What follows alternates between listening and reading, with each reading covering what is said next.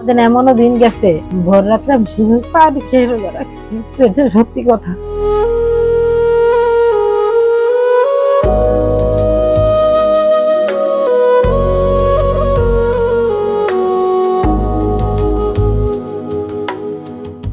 ইফতারি করছি শুধু একটু পানি খেয়ে, একটু মুড়িও ছিল না আমাদের ঘরে, সেভাবে আমাদের দিন কাটছে বর্তমানে।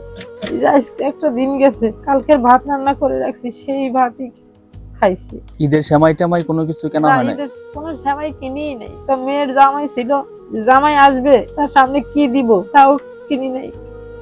তারা তো দেশেই চলে গেছে না খেয়ে, ওভাবেই যা ছিল সেইভাবে রান্না করছে, ওটা খেয়ে দেশে চলে গেছে। এমন মানুষের কাছে তো বলতেও পারি না, কষ্টের কথা কে কার কথা শুনে, তাই নিজের কষ্টটা নিজের ভিতরে রাখছি, এটা কারো কাছে প্রকাশ করতে নেই। আপনার আত্মীয় স্বজন পাড়া প্রতিবেশী কেউ কি আপনাকে কোনো রকমের সহযোগিতা করে নাই? আত্মীয় স্বজন তারা যদি তাদের থাকতো তারা সহযোগিতা করতো, বা যাদের আছে জানেনই তো, সুখী মানুষ কোনোদিন দুঃখের কথা বুঝেন না, দুঃখী জনের কষ্ট বুঝেন না। ঈদের সময় আমার মা বোন ওরাও গরিব, তো বোন চাল কেনার জন্য কটা টাকা দিছিল, 4 কেজি চাল কিনছিলাম, সেই চালই এক কোট করে রান্না করে এখন পর্যন্ত খাইতেছি। ছেলে কি খাই বোঝেন, একটু মাছ কিনতে পারি না টাকার জন্য, একটু মাংস কিনতে পারি না। আমাদের তো মন চায় যে আমরা ভালো কিছু খাই, ভালো কাপড় পরি, ঈদের কোনো কাপড় চোপড়ও আমরা কিনতে পারি না।